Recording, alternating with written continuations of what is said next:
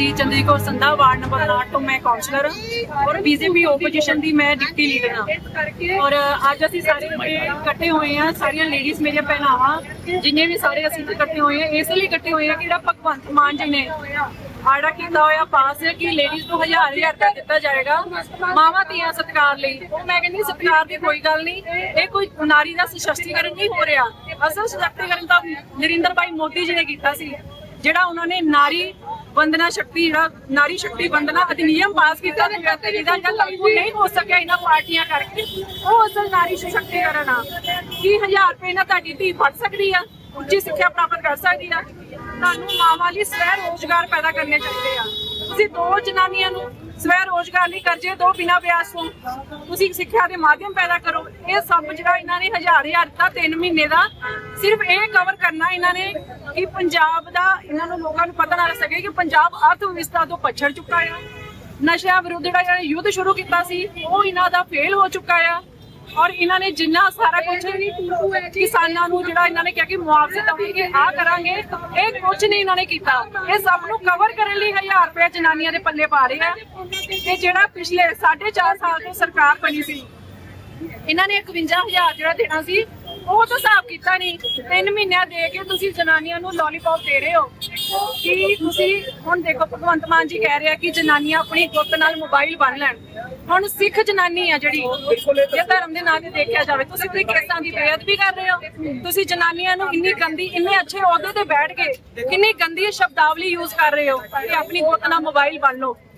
ਔਰ ਜਿਹੜੇ 3000 ਮੰਦ ਕਹਿ ਰਹੇ ਕਿ 4500 ਪੈ ਰਿਹਾ ਜਨਾਨੀਆਂ ਨੂੰ ਸਾਰਾ ਕੁਝ ਇਹ ਭਰਨ ਪਹਿਲਾਂ ਫਾਰਮ ਭਰੇ ਜਾਣ ਤਾਂ ਹੀ ਪਏਗਾ। ਉਹਦੀ ਜਿਹੜੀ ਲਿਸਟ ਆ ਲੇਡੀਜ਼ ਦੀ ਜਿਹੜੀਆਂ ਸਖੀਆਂ ਬਣਾਈਆਂ ਗਈਆਂ ਆ ਉਹ ਸਾਰੀ ਫੈਕਟੀਸ਼ੀਅਸ ਆ, ਉਹਦੇ ਵਿੱਚੋਂ ਸਿਰਫ ਇੱਕ ਨੰਬਰ ਮਿਲਦਾ ਆ। 10 ਜਨਾਨੀਆਂ ਨਹੀਂ ਭਰ ਰਹੀਆਂ ਫਾਰਮ, ਉਹ ਕਹਿ ਰਹੀਆਂ ਜੀ ਸਾਡਾ ਜ਼ਬਰਦਸਤੀ ਫੋਨ ਨੰਬਰ ਪਾ ਦਿੱਤਾ ਗਿਆ, ਸਾਨੂੰ ਕੋਈ ਸੂਚਨਾ ਨਹੀਂ ਦਿੱਤੀ ਗਈ।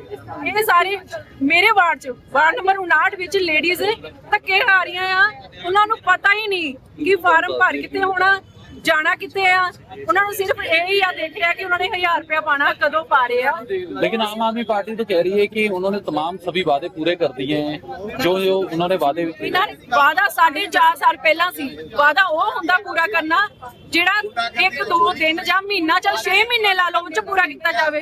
51,000 पूरा देन पिछला आ भी देन फिर वादा पूरा मन्निया जाऊगा। उन्होंने कोई वादा नहीं पूरा किया। हुण नरेंद्र भाई मोदी जी ने किसानों के मुआवजे पाए सीगे कि उन्होंने अकाउंट नंबर ले सी किसानों को तंग किया सी, अपना अकाउंट नंबर दे के जाओ, अपना आधार कार्ड दे के जाओ। आधार कार्ड यूनीक आईडी आ सारियां दी, इन्हां कोल लेडीज दे आधार कार्ड भी हैगे आ, उन्हां कोल सारे खाते नंबर भी हैगे आ। जे इन्हां ने पाने सी तां इन्हां तमाशबीनी कीते बगैर पाने चाहिए सी। कोई जनानियां मोबाइल टू नहीं हुई। जिन्नियां मेरे भैणां खड़ियां सब नूं पुछ लो, सब नूं इन्हां ने सिर्फ परेशानी दित्ती है। आज यहाँ पे तमाम जो महिला भाजपा मोर्चा खोला गया है, क्या कहना चाहेंगे क्योंकि आम आदमी पार्टी कह रही कि हमने तमाम सभी वादे पे कर दिए हैं। आम आदमी पार्टी 2022 में कुछ वादों के साथ आई, लेकिन उसने अपने भी 5 साल 4.5 साल से अपना कोई भी वादा पूरा नहीं किया। सबसे पहले तो उन्होंने महिलाओं को ये लालच दिया कि हम 1000 महीना उनके अकाउंट में डालेंगे, तो 4.5 साल तो ये सरकार चुप रही। तो अब ये वोटिंग स्टंट खेल रहे हैं, इलेक्शन पास आ रहे हैं तो ये सोच रहे कि हम महिलाओं सॉफ्ट टारगेट होती हैं उनको लेके 1000 रुपया उनके अकाउंट्स में डालो और अपनी तरफ करो। तो जब से ये आम आदमी पार्टी की सरकार आई है ना तो शहर में कोई लॉ एंड ऑर्डर है, रोज गोलियां बारी हत्यावां इतनी हो रही है इस शहर में, पूरे पंजाब में हो रही है, उसका कोई देख ही नहीं रही सरकार की। एक आम आदमी सड़कों पर निकलने से डरता है कि हम वापस घर जा पाएंगे कि नहीं जा पाएंगे। कैसे देखते हैं, लेकिन वो तो कह रहे हैं कि पंजाब भर में सभी महिलाओं को जो 3 महीने की जो पेमेंट है वो अदा की जा रही है। देखिए सर, महिलाओं मैंने पहले भी बोला है कि वो महिलाएं वो सॉफ्ट टारगेट समझते हैं कि आधी आबादी तो महिलाओं की है, इनको ही टारगेट करते हैं पहले। तो उन्होंने लास्ट जो 4.5 साल का जो 53,000 एक महिला का बनता है तो वो कहाँ है, पहले वो क्लियर करें। अब इलेक्शन पास आ रहे हैं तो ये बस महिलाओं के फॉर्म भरवाए जा रहे हैं ताकि 1,000 1500 रुपया देके उनके मुंह बंद कर किए जाए। तो ये बात तो गलत है ना। अगर करना था तो पूरे अपने 200 जब लड़े थे आए थे ना सत्ता में 2022 में, तब से ये काम शुरू होता तो पब्लिक पूरी मानती, तो शायद अगली सरकार इनके बनने के पूरे चांसेस थे। अब तो ये एक स्पॉटिंग स्टंट है कि महिलाओं को सॉफ्ट टारगेट होती है, उनको करो अपने बस में तो हमें इलेक्शन में इनका साथ मिलेगा। 50% आबादी तो महिलाओं की है। अगर एक घर में 4 महिलाएं हैं तो 4000 तो उनका बनता है कि नहीं? एक घर में अगर 4 महिलाएं तो 4000 तो एक घर का ही बनता है। तो आप ऐसे कितनी महिलाएं होंगी कि जिनका वो बस 1000 और 1500 देके मुंह बंद करते हैं। तो ये बात गलत है। तो हम नाम जी ਚੰਦਰੀ ਕੌਰ ਸੰਧਾ ਵਾਰਡ ਨੰਬਰ 8 ਤੋਂ ਮੈਂ ਕਾਉਂਸਲਰ ਹਾਂ ਔਰ ਬੀਜੇਪੀ ਓਪੋਜੀਸ਼ਨ ਦੀ ਮੈਂ ਡਿਪਟੀ ਲੀਡਰ ਹਾਂ ਔਰ ਅੱਜ ਅਸੀਂ ਸਾਰੇ ਇਕੱਠੇ ਹੋਏ ਹਾਂ, ਸਾਰੀਆਂ ਲੇਡੀਜ਼ ਮੇਰੀਆਂ ਭੈਣਾਵਾਂ ਜਿੰਨੇ ਵੀ ਸਾਰੇ ਅਸੀਂ ਇਕੱਠੇ ਹੋਏ ਹਾਂ ਇਸ ਲਈ ਇਕੱਠੇ ਹੋਏ ਹਾਂ ਕਿ ਜਿਹੜਾ ਭਗਵੰਤ ਮਾਨ ਜੀ ਨੇ ਆੜਾ ਕੀਤਾ ਹੋਇਆ ਪਾਸ ਹੈ ਕਿ ਲੇਡੀਜ਼ ਨੂੰ 1000 ਰੁਪਏ ਦਿੱਤਾ ਜਾਏਗਾ ਮਾਵਾਂ ਧੀਆਂ ਸਤਿਕਾਰ ਲਈ। ਉਹ ਮੈਂ ਕਹਿੰਦੀ ਸਤਿਕਾਰ ਦੀ ਕੋਈ ਗੱਲ ਨਹੀਂ, ਇਹ ਕੋਈ ਨਾਰੀ ਦਾ ਸਸ਼ਕਤੀਕਰਨ ਨਹੀਂ ਹੋ ਰਿਹਾ। ਅਸਲ ਸਸ਼ਕਤੀਕਰਨ ਤਾਂ ਨਰਿੰਦਰ ਭਾਈ ਮੋਦੀ ਜੀ ਨੇ ਕੀਤਾ ਸੀ, ਜਿਹੜਾ ਉਹਨਾਂ ਨੇ ਨਾਰੀ ਵੰਦਨਾ ਸ਼ਕਤੀ ਜਿਹੜਾ ਨਾਰੀ ਸ਼ਕਤੀ ਵੰਦਨਾ ਅਧਿਨਿਯਮ ਪਾਸ ਕੀਤਾ ਤੇ ਜਿਹਦਾ ਜਾਂ ਲਾਗੂ ਨਹੀਂ ਹੋ ਸਕਿਆ ਇਹਨਾਂ ਪਾਰਟੀਆਂ ਕਰਕੇ, ਉਹ ਅਸਲ ਨਾਰੀ ਸਸ਼ਕਤੀਕਰਨ ਆ। ਕੀ 1000 ਰੁਪਏ ਨਾਲ ਤੁਹਾਡੀ ਧੀ ਪੜ ਸਕਦੀ ਆ, ਉੱਚੀ ਸਿੱਖਿਆ ਪ੍ਰਾਪਤ ਕਰ ਸਕਦੀ ਆ? ਤੁਹਾਨੂੰ ਮਾਵਾਂ ਲਈ ਸਵੈ ਰੋਜ਼ਗਾਰ ਪੈਦਾ ਕਰਨੇ ਚਾਹੀਦੇ ਆ।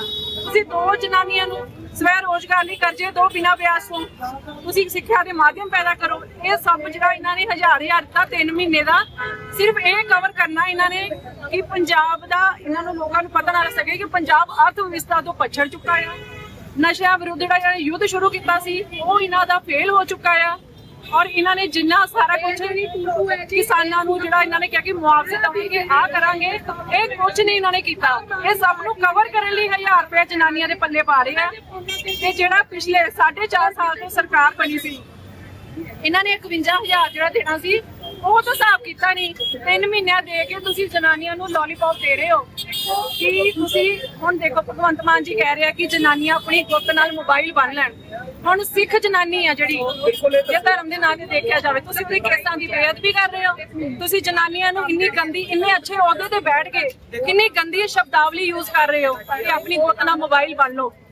ਔਰ ਜਿਹੜੇ 3000 ਕਹਿ ਰਹੇ ਕਿ 4500 ਪੈ ਰਿਹਾ ਜਨਾਨੀਆਂ ਨੂੰ, ਸਾਰਾ ਕੁਝ ਇਹ ਭਰਨ ਪਹਿਲਾਂ ਫਾਰਮ ਭਰੇ ਜਾਣ ਤਾਂ ਹੀ ਪਏਗਾ। ਬਹੁਤੀ ਜਿਹੜੀ ਲਿਸਟ ਆ ਲੇਡੀਜ਼ ਦੀ ਜਿਹੜੀਆਂ ਸਖੀਆਂ ਬਣਾਈਆਂ ਗਈਆਂ ਆ ਉਹ ਸਾਰੀ ਫੈਕਟੀਸ਼ੀਅਸ ਆ। ਉਹਦੇ ਵਿੱਚੋਂ ਸਿਰਫ 1 ਨੰਬਰ ਮਿਲਦਾ ਆ। 10 ਜਨਾਨੀਆਂ ਨਹੀਂ ਭਰ ਰਹੀਆਂ ਫਾਰਮ। ਉਹ ਕਹਿ ਰਹੀਆਂ ਜੀ ਸਾਡਾ ਜ਼ਬਰਦਸਤੀ ਫੋਨ ਨੰਬਰ ਪਾ ਦਿੱਤਾ ਗਿਆ, ਸਾਨੂੰ ਕੋਈ ਸੂਚਨਾ ਨਹੀਂ ਦਿੱਤੀ ਗਈ। ਇਹ ਸਾਰੇ ਮੇਰੇ ਵਾਰਡ 'ਚ ਵਾਰਡ ਨੰਬਰ 59 ਵਿੱਚ ਲੇਡੀਜ਼ ਧੱਕੇ ਖਾ ਰਹੀਆਂ ਆ। ਉਹਨਾਂ ਨੂੰ ਪਤਾ ਹੀ ਨਹੀਂ ਕਿ ਫਾਰਮ ਭਰ ਕਿੱਥੇ ਹੋਣਾ, ਜਾਣਾ ਕਿੱਥੇ ਆ। ਉਹਨਾਂ ਨੂੰ सिर्फ यही आ देख रहा है कि उन्होंने 1000 रुपया पाना कदों पा रहे हैं। लेकिन आम आदमी पार्टी तो कह रही है कि उन्होंने तमाम सभी वादे पूरे कर दिए हैं जो जो उन्होंने वादे वादा 4.5 साल पहला सी। वादा वो हुंदा पूरा करना ਜਿਹੜਾ 1-2 ਦਿਨ ਜਾਂ ਮਹੀਨਾ ਚਲ 6 ਮਹੀਨੇ ਲਾ ਲਓ ਵਿੱਚ ਪੂਰਾ ਕੀਤਾ ਜਾਵੇ। 51000 ਪੂਰਾ ਦੇਣ ਪਿਛਲਾ ਆ ਵੀ ਦੇਣ, ਫੇਰ ਵਾਦਾ ਪੂਰਾ ਮੰਨਿਆ ਜਾਊਗਾ। ਉਹਨਾਂ ਨੇ ਕੋਈ ਵਾਦਾ ਨਹੀਂ ਪੂਰਾ ਕੀਤਾ। ਹੁਣ ਨਰਿੰਦਰ ਭਾਈ ਮੋਦੀ ਜੀ ਨੇ ਕਿਸਾਨਾਂ ਦੇ ਮੁਆਵਜ਼ੇ ਪਾਏ ਸੀਗੇ ਤੇ ਕੀ ਉਹਨਾਂ ਨੇ ਅਕਾਊਂਟ ਨੰਬਰ ਲਏ ਸੀ? ਕਿਸਾਨਾਂ ਨੂੰ ਤੰਗ ਕੀਤਾ ਸੀ? ਆਪਣਾ ਅਕਾਊਂਟ ਨੰਬਰ ਦੇ ਕੇ ਜਾਓ, ਆਪਣਾ ਆਧਾਰ ਕਾਰਡ ਦੇ ਕੇ ਜਾਓ। ਆਧਾਰ ਕਾਰਡ ਯੂਨੀਕ ਆਈਡੀ ਆ ਸਾਰਿਆਂ ਦੀ। ਇਹਨਾਂ ਕੋਲ ਲੇਡੀਜ਼ ਦੇ ਆਧਾਰ ਕਾਰਡ ਵੀ ਹੈਗੇ ਆ, ਉਹਨਾਂ ਕੋਲ ਸਾਰੇ ਖਾਤੇ ਨੰਬਰ ਵੀ ਹੈਗੇ ਆ। ਜੇ ਇਹਨਾਂ ਨੇ ਪਾਣੇ ਸੀ ਤਾਂ ਇਹਨਾਂ ਤਮਾਸ਼ਬੀਨੀ ਕੀਤੇ ਬਗੈਰ ਪਾਣੇ ਚਾਹੀਦੇ ਸੀ। ਕੋਈ ਜਨਾਨੀਆਂ ਮੋਬਾਈਲ ਹੈ ਟੂ ਨਹੀਂ ਹੋਈ। ਜਿੰਨੀਆਂ ਮੇਰੇ ਭੈਣਾਂ ਖੜੀਆਂ ਸਭ ਨੂੰ ਪੁੱਛ ਲਓ, ਸਭ ਨੂੰ ਇਹਨਾਂ ਨੇ ਸਿਰਫ ਪਰੇਸ਼ਾਨੀ ਦਿੱਤੀ ਆ। आज यहाँ पे तमाम जो महिला भाजपा मोर्चा खोला गया है, क्या कहना चाहेंगे? क्योंकि आम आदमी पार्टी कह रही है कि हमने तमाम सभी वादे पे कर दिए हैं। आम आदमी पार्टी 2022 में कुछ वादों के साथ आई, लेकिन उसने अपने कोई भी 5 साल 4.5 साल से अपना कोई भी वादा पूरा नहीं किया। सबसे पहले तो उन्होंने महिलाओं को ये लालच दिया कि हम 1000 महीना उनके अकाउंट में डालेंगे। तो 4.5 साल तो ये सरकार चुप रही। तो अब ये वोटिंग स्टंट खेल रहे हैं, इलेक्शन पास आ रहे हैं तो ये सोच रहे कि हम महिलाओं सॉफ्ट टारगेट होती हैं, उनको लेके 1000 रुपया उनके अकाउंट्स में डालो और अपनी तरफ करो। तो जब से ये आम आदमी पार्टी की सरकार आई है, ना तो शहर में कोई लॉ एंड ऑर्डर है। रोज गोलियां बारी हत्यावां इतनी हो रही है इस शहर में पूरे पंजाब में हो रही है उसका कोई देख ही नहीं रही सरकार की।